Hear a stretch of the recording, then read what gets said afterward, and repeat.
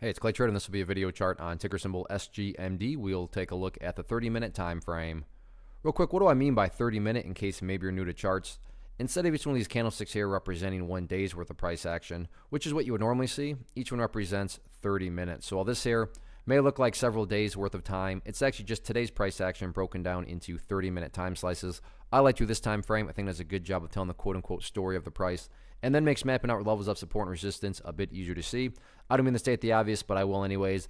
Absolutely monster move today, not only for the price, but you look down here at the volume, and biggest volume this chart has had for quite a while. So definitely a lot of eyeballs on this one. So let's map out some levels of support, then we can talk areas of resistance. First area of support is what I would call the ideal level. Meaning if you say, hey Clay, what would make this chart look the absolute strongest going forward?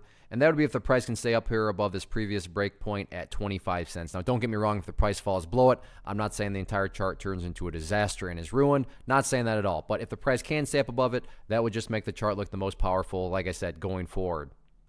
Next area of support after that, going to be down here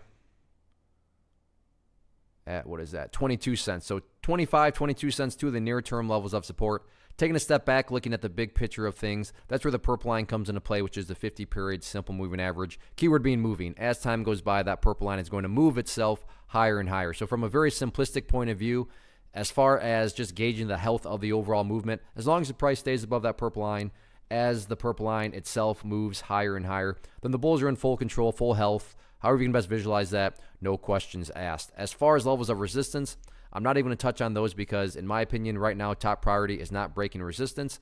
Top priority is just going through healthy consolidations and building higher bases, because as long as higher bases are being built over time, the rest of the chart will take care of itself. And part of quote-unquote taking care of itself is just breaking areas of resistance, because when you stop and think about it, the chart will eventually run out of room. In other words, the price has to put in a new high, because if it keeps putting in new lows, then eventually it'll have to break through those areas of resistance and put in that new high. That's just how uptrends are formed. So focus on building higher bases and let the chart do its thing.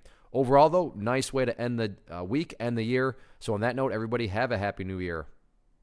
One of the biggest questions that I get is, hey Clay, how do you find the stocks that you trade? So what I've done is put together a free resource guide where I talk about the tools that I use to locate stocks that I find interesting and think may have potential. So if that sounds like something that could add value to you as a trader, then click on the image that is up on the screen right now and I will email you the guide. The guide itself is very short and to the point, and best part, it's completely free.